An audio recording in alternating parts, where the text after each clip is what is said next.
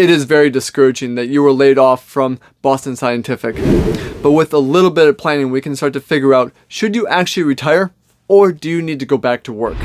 You see, there's going to be different key elements to consider. Some things you need to do right now and today, while others you're going to consider for retirement and what we call your probability of success. That the money you have is going to last not only all of retirement, but also for your family as well. You see, those are the key elements that we want to be discussing in today's video that's going to actually help you not only today, tomorrow, but in the future. Diving into the details, the first thing you need to be considering is the nature of your layoff. Are you eligible for unemployment benefits or not?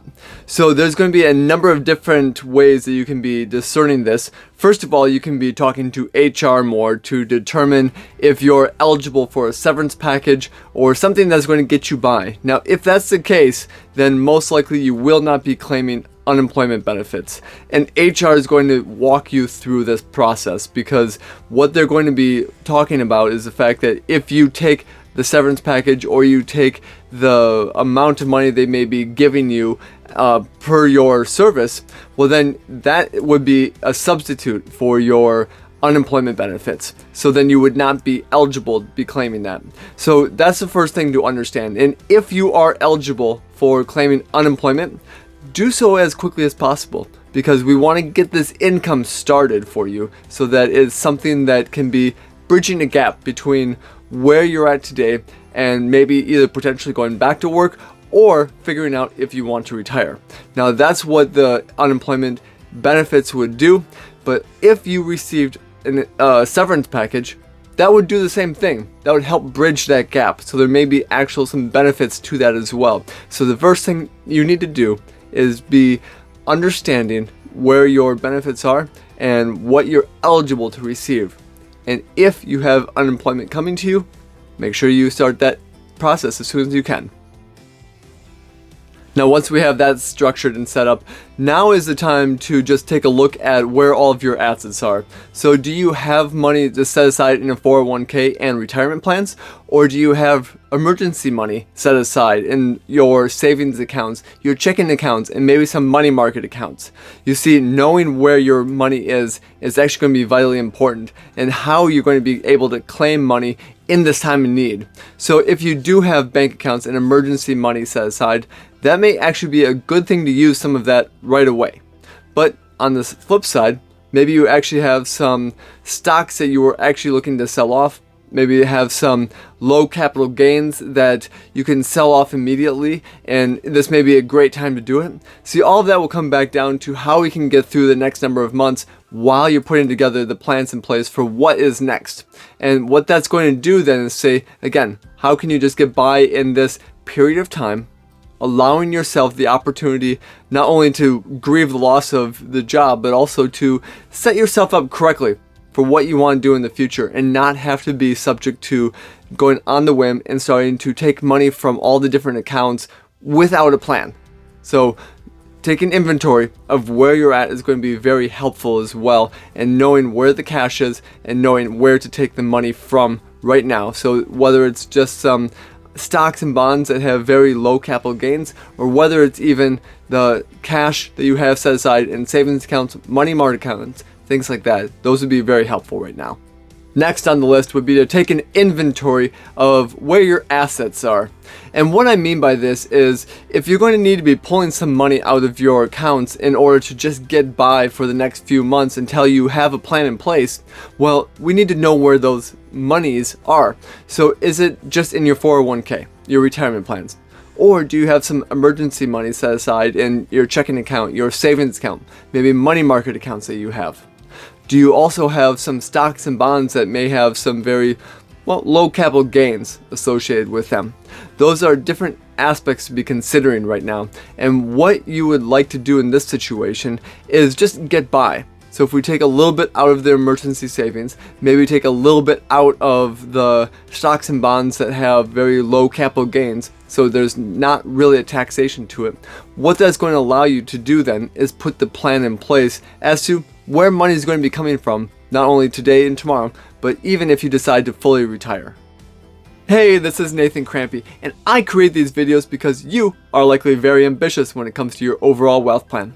Now, I'm very sad to hear about your layoff, and with that, I know that that's going to potentially change your retirement. So when we talk about your probability of success, there's a lot of different ways that we can be looking at how to increase that, how to work with your wealth correctly, and that's what this channel is about. Do me a favor, like this video and subscribe to this channel so that you can be kept up to date on new information that's coming out and how you can best prepare for retirement.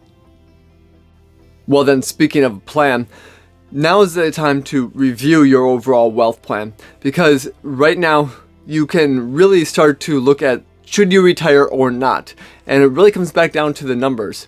So while we have been claiming unemployment, or while we have the severance package, you have a little bit of income coming in that gives you some breathing room. And if we have a little bit of money taken care of from your just basic needs from, say, your checking account and savings account, well, now we can start putting and finalizing the plan. Should you actually retire, or should you go back either working full-time or even part-time for the next couple years possibly to bridge the gaps until you decide you're ready to retire fully? So what we want to do here, when we take a look at your overall wealth plan, I would definitely suggest starting with should you retire now or not. So what this would look like then is putting a plan in place to say, all right, if I retired now, how much do I need for basic living expenses? Now, those are going to be a category in and of themselves. So whether it's just a mortgage plus utilities, whether you add in food, anything related to cell phone bills, car payments, things like that, those are going to be in your basic necessity and utility kind of a way for your expenses. Now, we can also be looking at the category for what you want for income as well. Now, this would be more for, say, the fun things that you want to do, whether it's travel, whether you want to be purchasing some new toys, little things like that. Well, that's what we can be setting aside for what we want our income to do. Now, there's two different categories. So when we take a look at our basic necessities, we want to see if that can be covered through Social Security and pension and some other guaranteed income streams that we have with that. Now, if that's the case, then most likely we're going to be talking about some very different scenarios for you as part of your overall planning for how you are going to go about retiring well. If you don't have enough guaranteed income that's going to be covering those basic living expenses, now that's a whole nother set of planning that you're going to need to go down. But like I said, the first element is to start with understanding if you can retire today or not. So put a plan in place to say, not only do we have our expenses, but we have our known income streams, and those would be, in this case, the guaranteed income streams, and then we can start to branch out a little bit more and start to say, all right, well, here's what things will look like if I never went back to work. But now we can start putting different plans in place as well to say, well, what if I worked a couple more years, full-time maybe? Or what if I worked just part-time because I want to? Well, all of that's going to mean something different to your Social Security benefits, to your overall amount of savings, and to the just the earnings that you have coming in the door that are going to help to put money away for retirement in the future.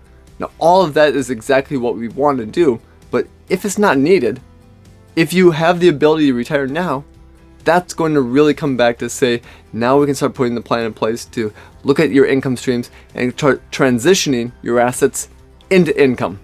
So having that plan is going to be vitally important, and that's one of the key elements to this time period, and making sure that we have the money just to get us by while we're planning is going to be helpful here as well.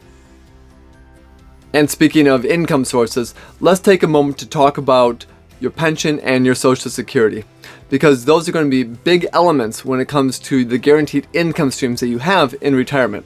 Well, let's start with the pension, because since this will be a guaranteed income stream that you have coming to you, and if you don't have a pension, obviously this section is going to be something that you don't need to plan for. But if you do have a pension, we want to be taking a look at how you should be claiming that pension.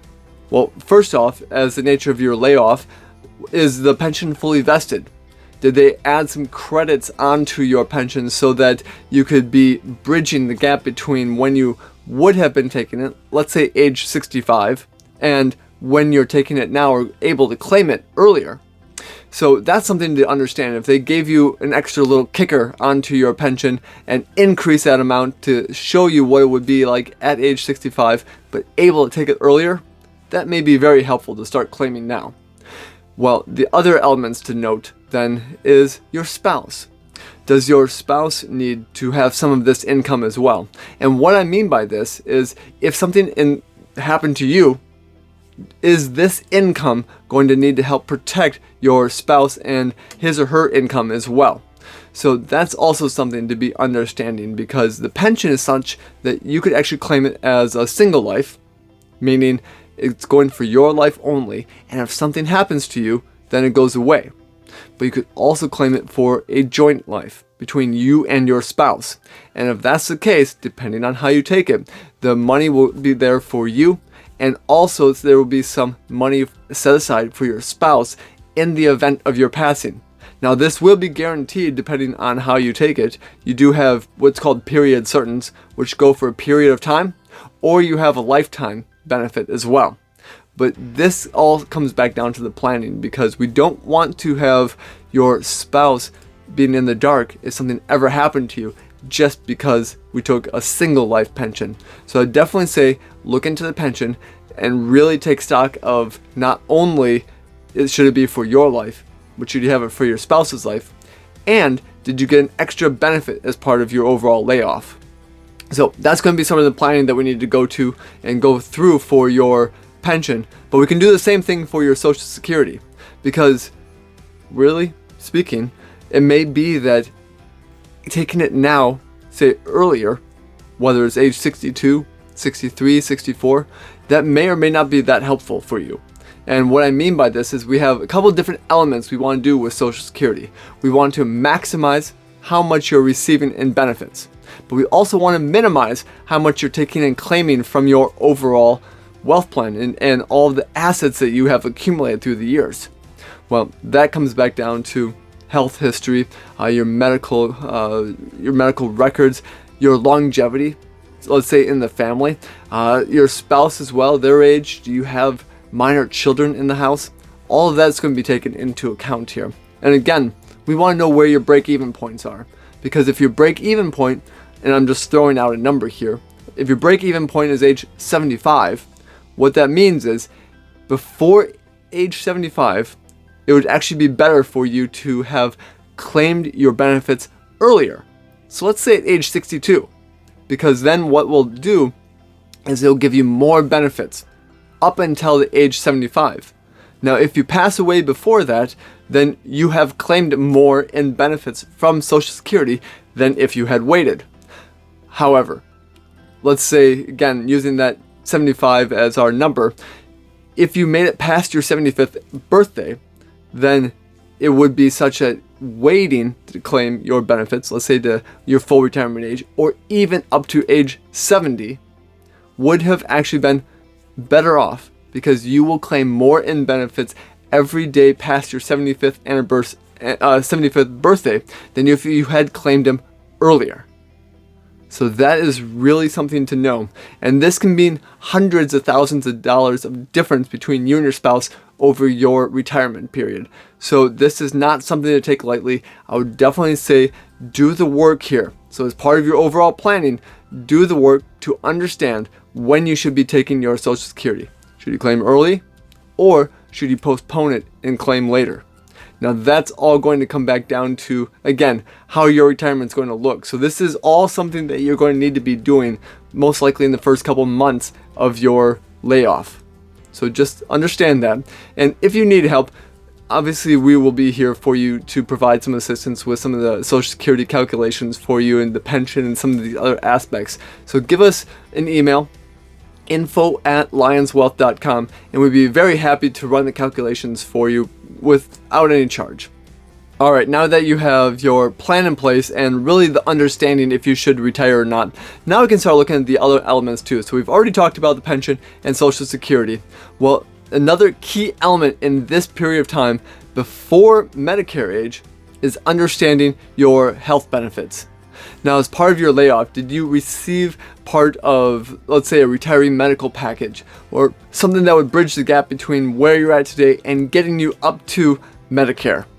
Well, that's going to also be something to know, because if you have those benefits coming to you, that's going to help pay for whether it's COBRA or whether it is part of your original plan that you were on, and continuing that for a number of years is also going to be vitally helpful, because this may be a great plan that you want to keep and stay on, and having the ability to do that is something that you need to be aware of. So again, this is where HR comes in, because they can talk about how these benefits work, if you're eligible to keep on the plan, if you have to pay anything for the plan. You see, that may be something that is part of your layoff package. Maybe you received a severance in the form of helping with your medical costs. Well, that may be a great thing to, again, bridge those gaps between now and Medicare. But let's say you don't have a package deal that includes health insurance, and we're now needing to go onto the open market. Well, first know that COBRA is a good alternative, at least to help with this period of time. So if we need to continue having health insurance while we're trying to find new insurance, COBRA will be there for you. Now, this is again something that you need to sign up for right away, because what this is going to do is provide from the day that you were laid off up to, well, today, and for the next 18 months. Now, this is something that is going to be costly, because you're going to be paying for the entirety of that plan every single month out of pocket. So it may not be something that we want to keep with for a long extended period of time, but this will then again allow you to talk to people, and by nature brokers are the correct ones to talk to here, because they can work with many different plans in your state and really start to come back down to the details of what's important to you, what are your needs for your health care, and then they can start pinpointing the very specific type of insurance that's going to be right for you. And this can also include your drug coverage as well. So if you are young and under the age of Medicare, so 65, then we're going to be talking about just a regular health insurance policy. Now, if you're 65 and older, well, now we're going to be switching gears, and we're really going to be starting to talk about what's going to be more pertinent for you with respect to Medicare. And your things are a little more limited on how we're going to be talking about that, but a broker can really help you, especially with Part C, and looking at what the benefits are going to be and how they're going to be helpful for you going forward. So again, take this time. If you need to, I would definitely suggest that getting on COBRA right away would be helpful while we're bridging the gap, and while you're going to be finding a broker to talk to look at all of your health insurance. And the nice thing is that they are going to get paid from the insurance companies, so you do not have to pay for them out of pocket. And that's going to be very helpful, because now we can really start to say that they have your interest at heart, and no matter which one we go into of the policies, they know that you are going to be taken care of, and that you have the best possible health insurance for what you're looking for. Well, let's continue on and look at more of the wealth that you have as part of work, because you may be having things outside of your 401k. So what I'm talking about here would be your stock options that you have available. Do you have restricted stock units that are there as well? Or do you have bonuses that are going to be paid out? Do you have, again, that severance package that you may be receiving? See, all of those are going to be income streams that are going to be coming in. And it may be such, especially with some of the stock options, that they accelerate your vesting schedule. So some of them may be vesting this year, and if it's restricted stock units, they may all be vesting this year. If it's your stock options, maybe you have the ability to exercise them all this year. Well, that's something that you should obviously consult with individuals that can really help you, especially your accountant, to understand, is this something that you should be doing tax-wise? But you may not have an option, especially with some that are going to be paid out no matter what. Well, that's going to be additional income that is going to be coming in. So if that's the case, then we can be counting on that for some of the payments that you're going to be needing just to get you through this period of time. So we may not need to take from your other retirement accounts to bridge that gap, because you may have some more money coming in the door here in the next month or two. Well, understanding that, again, is going to be important in this time. So take stock of all of those additional programs and benefits that you have, especially your stock options, to see if that's going to be something that is going to be paid out, or if you even lose them. You see, that may be something that instead of having them vest, maybe you lose some of those options, and that's not a great thing. But just understanding where you're at will allow you again to come back to your plan and make sure that you're going to have the income coming in the door here for the next number of months while you're putting the plan in place for the income for the future. Last element when it comes to your income, we want to talk about annuities. Now, why I want to talk about annuities here is because of the fact that going back to, say, the pension and Social Security, those are guaranteed streams of income. That's a paycheck for life is what those things are. But if your basic living expenses with the mortgage, with your utilities, with food, with the car payments, with all of those things, if that's not taken up by just pensions and Social Security, if you still have extras that need to happen there, the math and the science really dictate that you need to have other streams of lifetime guaranteed income. Now that's in the form of a payout that's going to be there no matter what. And that will actually help increase the probability of success in retirement, that you will never run out of money. It'll help increase your rate of return that you're going to be receiving, and also help lower your risk. Now, if again that pensions and Social Security don't cover all that, then the math actually suggests that we go out to get an annuity. And I know when we start talking about the A word, that really starts to conjure up some maybe different thoughts that are there. But here's the thing. Not all annuities are created equal. There are going to be some very good ones to go through here, and maybe ones that are going to be vitally important for you. And why I talk about this is because we want to have enough income coming in from all different sources. So there's three of them again: the pension, Social Security, and then if we need to go out and get a separate annuity, having those cover your basic living expenses. And once we have that taken care of, then we can start talking about the best ways to handle the rest of your assets. And speaking about the other elements of your wealth, this is where we can actually be putting aside the money for growth for the future, but also having the ability to use a little bit of that today. So this is where stocks come in. This is where bonds come in. This is where the mutual funds and the managed money and real estate and all the different areas that you're used to for diversification. So again, once we have all of those guaranteed lifetime incomes taken care of for the expenses that you have, now we can be looking at how to grow the money, how to keep up with inflation with it, how to have the best return with the least amount of risk. Well, that's definitely something that you should be looking at many different areas. Now, first thing you can do is know that you can keep it as part of your 401k at your old company. Well, maybe that's going to be vitally important to you, and maybe that's going to be vitally helpful for you. You see, a lot of times they have low fees attached to them.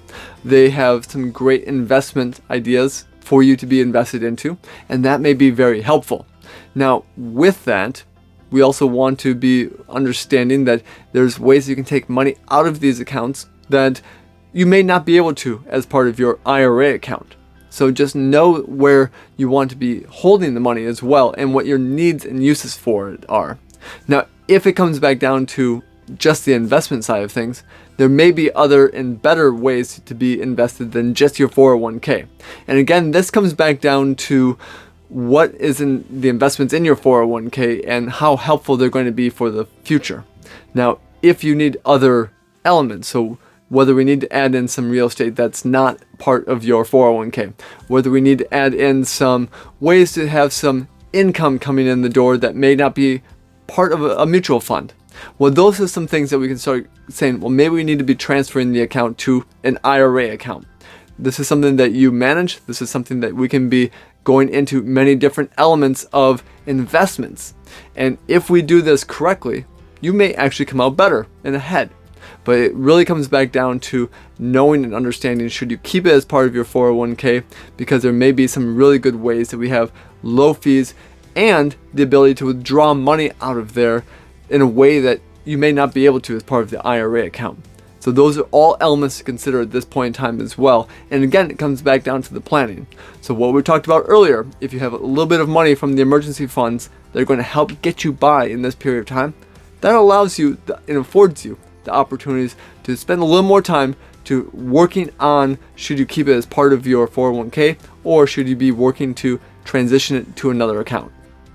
Well, ultimately, your success of your retirement is going to come back down to the planning that you do today. And what I always talk about here is how can we have the highest probability of success today? And if we look at the future in the different scenario planning that we can be doing, what's the best way then for you to have the highest probability of success today? But are there ways that we can start increasing your probability of success? You see, the higher the probability of success, the more likely you are that no matter what, you're going to have the money set aside for today, tomorrow, and in the future, and possibly even leaving a legacy. Now again, this is a probability, so there always are things that are going to happen, whether we go through a very horrific next number of years, the first years of your retirement, well, things are going to look a lot different than if we have great growth that's happening with your accounts in those first number of years. That's called the sequence of return risk. But there's going to be other elements of the risk that we need to take off the table, and namely longevity. So how we plan for longevity in this period of time is going to come back down to your probability of success. But what we can look at here is different scenarios that we can be taking a look at, and again, understanding of where you're at today and where you want to go in the future.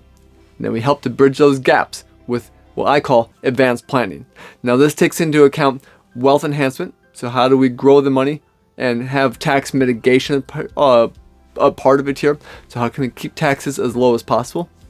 We go through again wealth transfer. So making sure your money's going to the intended people at the intended time with the least amount of tax impact. Then we go down to charitable giving. Well, that's going to be making sure that if it's important to you, that we have money set aside for charity. And then the last element is wealth protection, making sure your money's not unjustly taken. Well, if we wrap all of those together into some of the advanced planning, we have the income streams, we have the probability of success that your money is going to be there for you when you need it to be, and we have the advanced planning to say that those other elements are taken care of as part of your gaps that we're starting to close. That ultimately is going to show how well of a retirement you can have and how likely it is that you're going to be able to leave a legacy. Now, with that, I've said it before, but as you would like help with this, click the link below because I would be more than willing to meet with you, talk through this, whether it's virtually as part of a Zoom meeting or whether it's a one-on-one in-person meeting. We can talk through, put together that probability of success, and really work through should you stay retired or should you be looking for another maybe even 1 to 2 years worth of work during this period of time. But I know it's hard. I know that layoffs are never fun, but I also know that this could be a very good thing for you with just a little planning. Because you've made it this far, I want to celebrate you. See, I know this is a very hard time for you as part of the layoff, and what I want to offer you is a special one-on-one consultation to talk through what the layoff means, to talk through if you have the ability to retire, and what the future will look like given some of the probability of success that we're going through and the wealth that you have. So with that, click the link below and we'll set up a one-on-one consultation where we'll be going through the details of your layoff and if you are able to retire. Now this is going to be a special one-on-one consultation that is complimentary just for watching this video. So again, click the link below and I look forward to seeing you soon. For more tips and tricks on how you can be looking to improve your overall wealth plan, click this video right here.